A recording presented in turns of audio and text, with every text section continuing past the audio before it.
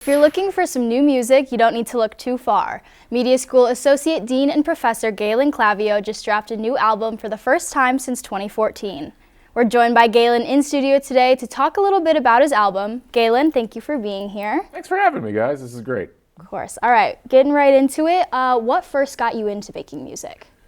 I think it was finding a way to express myself as a high schooler who didn't really have a lot of social skills, which I know people find hard to believe now. But I had some other friends that were into playing guitar, and it wasn't just about playing, it was always about like songwriting for me and finding different ways that I could communicate or get thoughts out and things like that. So really started all the way back then. It's been 30 plus years now. Awesome. Amazing. Well, how would you describe your sound, and like what and who are your influences? It's tough. I'm one of those people, I love genre hopping. I love kind of trying different types of music out, and I listen to pretty much everything. I mean, my biggest influences or my favorite bands and artists, a lot of older stuff. I'm a big Neil Young fan, big fan of the Rolling Stones, big fan of Beck. So I like the mixes of the different types of things. Like, Neil Young will do like a traditional like acoustic album, and he'll do a country album, then he'll have a hard rock album, then he'll have something with synthesizers on it. I really like that, just trying different things out, trying different sounds and figuring out what works. And even if it doesn't work, it was normally something that was worth trying in the first place. Awesome. What is the story behind Sunset Colors? Well, it's an album that I've been sitting on for a long time. I went through a period where I was recording pretty regularly for between 2005 and 2014, and then I kind of had to stop because of work. And over the summer last year, I had several songs that I had either rewritten or had written for the first time, and there was something I just needed to kind of get out, and I don't even entirely know that I could explain it right now, but it was an opportunity to see if I could still play and record, and if I could try some different production techniques out, but also just see if I could put together a group of songs that matched a mood or an element within me. And the whole idea, like Sunset Colors, is if you've ever looked at the sunset, especially over the ocean, it's like 19 or 20 different colors all jammed in at once, and they shouldn't all exist there, but they do. And that's kind of how I feel about the album. Like, there's a lot of stuff that doesn't fit. It's not necessarily thematically straight through in terms of what it sounds like or even what the lyrics are like, but it comprises a set of moods. And I think for a lot of people, and I know at least for me, I don't ever feel the same way all the time. I'm always all over the place. So I just thought that was an interesting kind of motif. It's also like in some of the earlier albums, some of them that aren't even on Spotify, I've always had this interest in the dichotomy between light and dark. That's kind of Sunset Colors, like the very tail end of that process of thinking about what a whole cycle of that would look like. Well, that's awesome. I love that because, work is important, but you do have to feed your soul as well. No, it's funny because I don't know if I ever had any ideas what my professors did in their spare time when I was in school. There was no social media back then. So you just kind of thought these people went to work, did their thing, and then they didn't exist otherwise. And we're not in that era now. I've just always enjoyed music. I enjoy the performative aspects of it. It's weird sometimes because then you'll be walking through the hallways of school and people are like, hey, or you'll sit in the television studio for IUSTV and people are asking you about it, which is never something I thought would happen. But yeah, I think it's important to have hobbies. It's important to have things that you can do that aren't related to work, at least for me, because that keeps my brain fresh. Because I think too much of just doing one thing will eventually drive you crazy.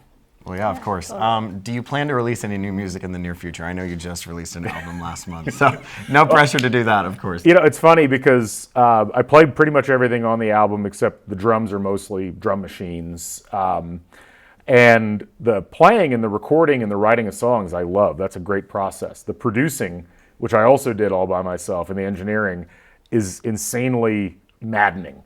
And I kind of drove myself nuts in November and December trying to get the mixes just right. And I'm like mixing on my MacBook, and then I'm running out to the car and I'm listening. I'm like, no, that's not right. And so I'm kind of burned out, but I'm thinking that burnout's going to stop relatively soon. I've already got some other ideas. So I'm hoping it's not another 11 years between releases. I'd love to get something out either later this year or early next year. It'll probably sound completely different than this one, or at least parts of it will.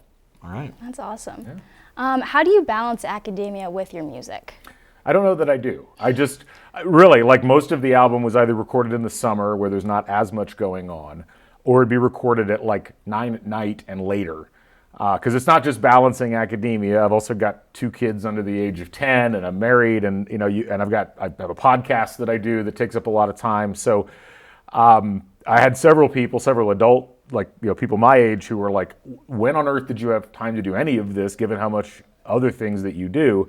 And I was like, I really didn't have the time. But it was like a passion project. And so I think that's really what it came down to.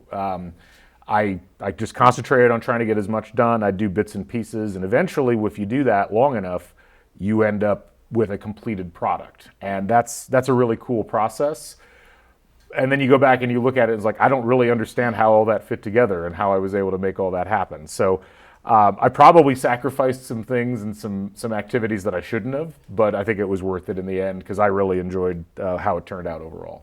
All right, Galen, well, I understand you're going to play us a song today. I guess I am. I got talked into this by Ashton, so I'll give it a shot. All right. Haven't played live since like 2005 because I'm mostly a studio person, but we'll give it a shot. This is, I'll do the first song on the album. This is Edge of the Light. This is actually an older song that got a lot of rewriting during this process, and so we'll see how it turns out. All right, take it away. Awesome. All right.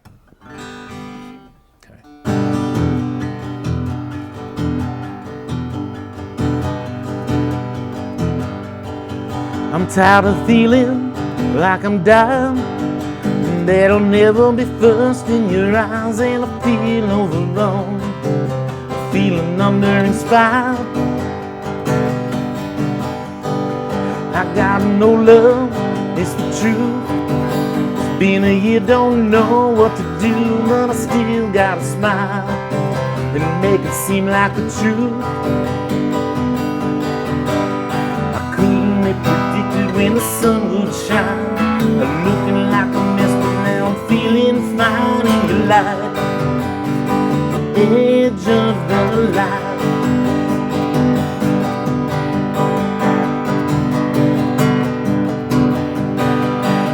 So easy, so serene, but all it ever led to was dreams that were broken and burned and carried out by the sea.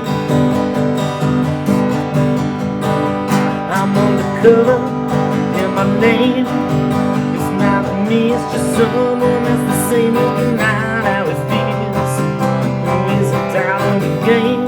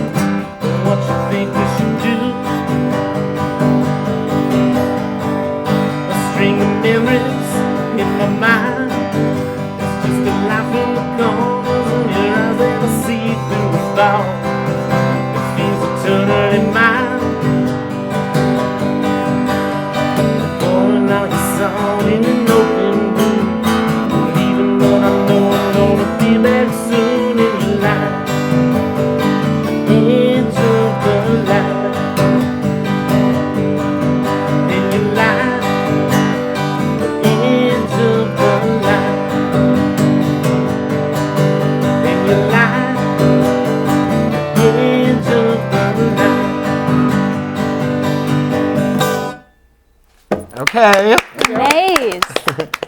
Thank you. Awesome job, Galen. Ladies and gentlemen, he does it all.